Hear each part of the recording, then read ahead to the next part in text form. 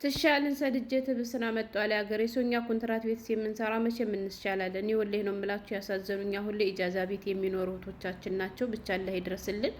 አሰላሙ አለይኩም ወራህመቱላሂ ወበረካቱ። ክርስቲያን ወገኖቼ ሰላም ብያለሁ። እንዴት ናችሁ? እኔ ያለው አልሐምዱሊላህ። ሜሙ ሸቃሊት ነኝ ከዋናው ስቱዲዮ ከመዳም ኩሽና። ዛሬም በአዲስ ቪዲዮ መጥቻለሁ። አብራችሁኝ ቆዩ። ለቻናሉም አዲስ ከሆናችሁ ላይክ፣ ሰብስክራይብ በማድረግ ቤተሰብ ሁኑ። ውድ ቤተሰቦቼ የሀገሬ ልጆች እኔ በተደጋጋሚ እንደምነግራችሁ ማለት ነው ከዚህ ቤት ውስጥ በጣም ብዙ አመት ሰርቻለሁ። አልሐምዱሊላህ ሰዎቹም በጣም መልካም ሰዎች ናቸው ማለት ነው። እንግዲህ ይሄን ነገር ላችሁ የፈለኩት ወይም የቻልኩበትን ምክንያት ልንገራችሁ። ዛሬ የመጣሁት ለየት ባለ ቪዲዮ ነው ማለት ነው። ቪዲዮን ሼር አድርጉ፣ ላይክ አድርጉ። ያልሰሙ ሰዎች ካሉ ይስሙ፣ ለጥንቃቄ ይጠቅማቸዋል ማለት ነው። በተለይ ደግሞ ኢጃዛ ቤት የምትገኙ ሰዎች፣ በተለይ ደግሞ ልጅ ያላችሁ ሰዎች ማለት ነው። ምክንያቱም ልጅ የለም ብትሉት እንኳን መታገስ አይችልምና ማለት ነው። እንግዲህ ውድ ቤተሰቦቼ እኔ ከዚህ ቤት በመጀመሪያ ነግራችሁ ነበረ እኔ ዘንድሮ አላሳደስም ኢንሻአላህ ኮንትራቴን እጨርሳለሁ ረመዳንን በሀገሬ ነኝ ብያችሁ ነበረ።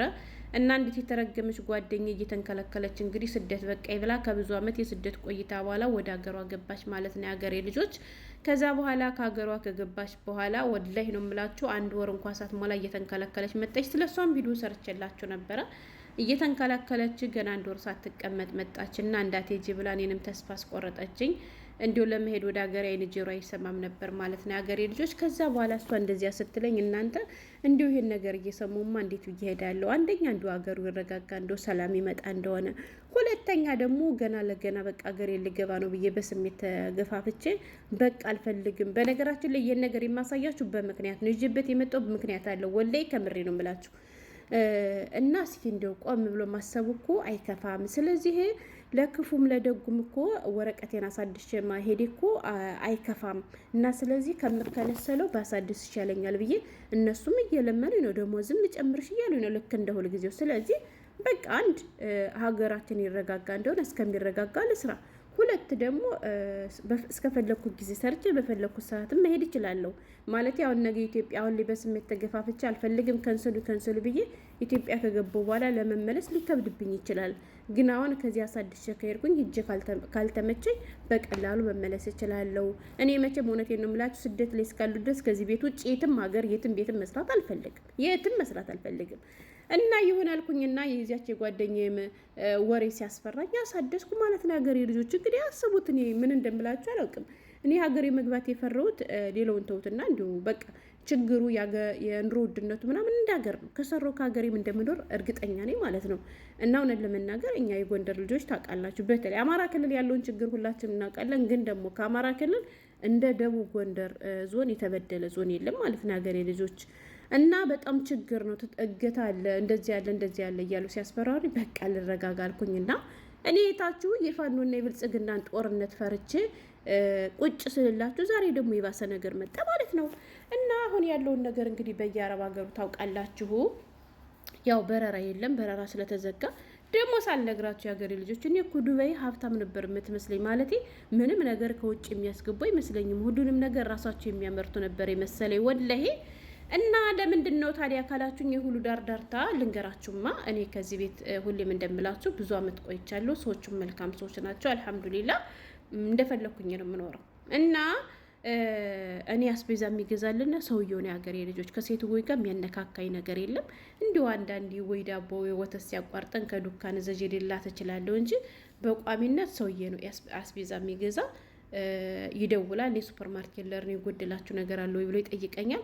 መዳሜ ማጥባኋን አታውቀውም ብል ማካበድ አይሆንብኝም። ወላሂ ማጥባህ አትገባም፣ አትቆጣጠርም፣ አታይም።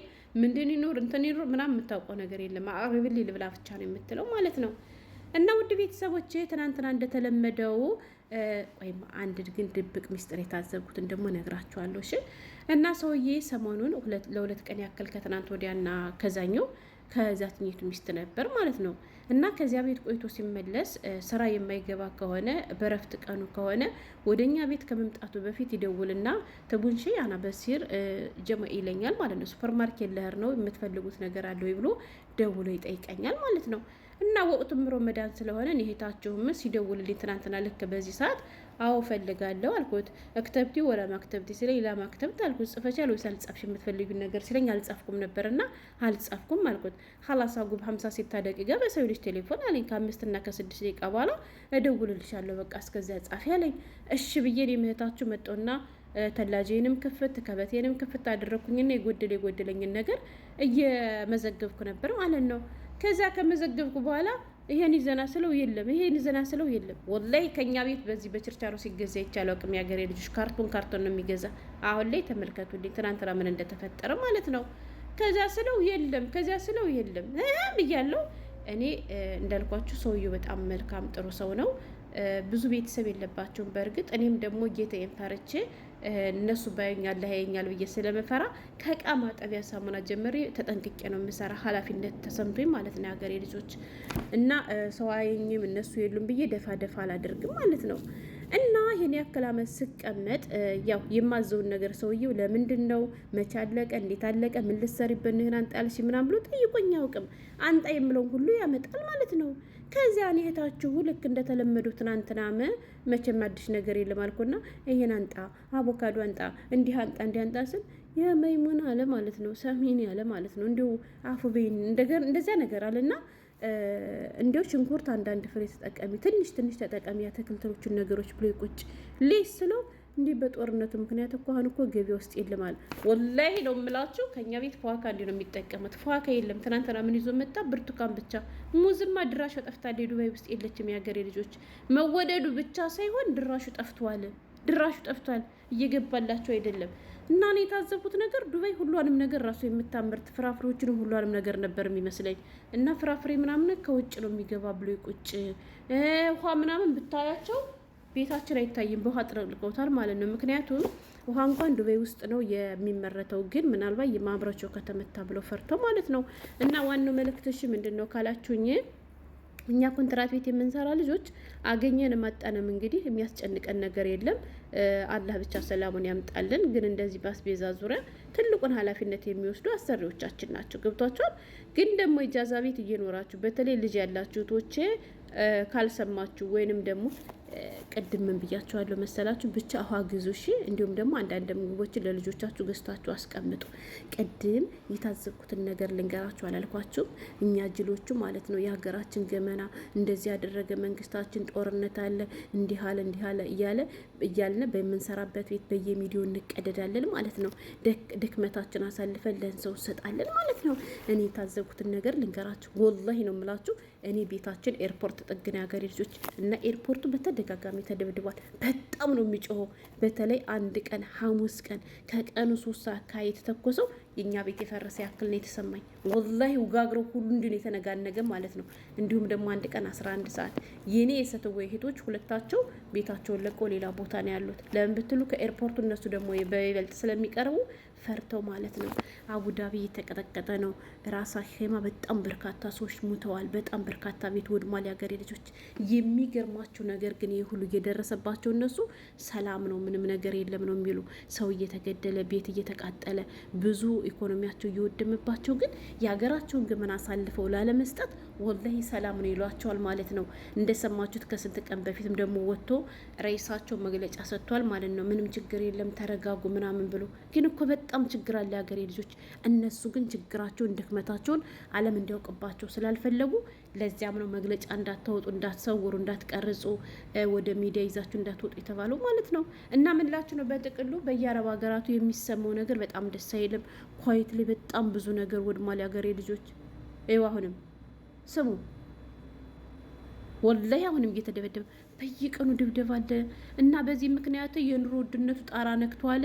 እንዲሁም ደግሞ ከሌላ ሀገር የሚመጡ እቃዎች እየገቡ አይደለም እየተገኙ አይደለም ማለት ነው የሀገሬ ልጆች በዚህ ምክንያት እና የሀገሬ ልጆች ይሄን ለማለት ነው። ኢጃዛ ቤት ያላችሁ በተለይ ልጅ ያላችሁ ቶቼ ባለቻችሁ ነገር የሆነች ነገር ገዝታችሁ ለማስቀመጥ ሞክሮ አረቦቹ በብዛት ውሃ እያስገቡ ነው። ውሃ እንኳን ከዚህ ነው የሚመረት ብለዋል። ግን ድንገት የውሃ ማምረቻው ከተመታ የውሃ እጥረት ሊኖር ይችላል ብለው ስለፈሩ ውሃ በብዛት እየገዙ ነው፣ ሩዝ እየገዙ ነው። እና ባለቻችሁ ነገር እናንተም ተፍ ተፍ ብላችሁ የሆነች ነገር ቆጠር ቆጠር አድርጋችሁ አስቀምጡ። እንደው አላህ ሰላሙን ያምጣል። እኔ ግን እንዲሁ በጣም እየገረመኝ ነው ወላሂ። ይህች እስራኤል የምትባለው እንትና የምትባለው ሀገር፣ ኢራን የምትባለው ሀገር፣ ቆይ ሌሎቹን ሀገሮች የምደበድባቸው ግን ምን አድርጋ ነው? ምን አድርገዋት ነው? ማለት አሁን እሷን የደበደበቻት እስራኤል የምትባለው ተዳ እስራኤልን ማደበድብ ለምንድን ነው እንዴ? ምንድን ነው የሚባለው? ባለቤቱን ፈርቶ ዳውለው ነው አህዩን ፈርቶ ዳውለው የሚባል ነገር አለ እንዴ? ለምንድን ነው የማትገጥሙ ምናምን ስላቸው የእናንተ ጀሽ ለምን ዝም አለ ስላቸው የእኛ መንግስት ጦርነት ስለማይፈልግ እንጂ ምላሽ መስጠቱ አቅቶት አይደለም አሉ። እስካሁን ድረስ የሁሉ አረብ ሀገር እየተደበደበ ግን ምላሽ አልሰጣትም ለዚች ኢራን እንደምትባል እብድ ማለት ነው።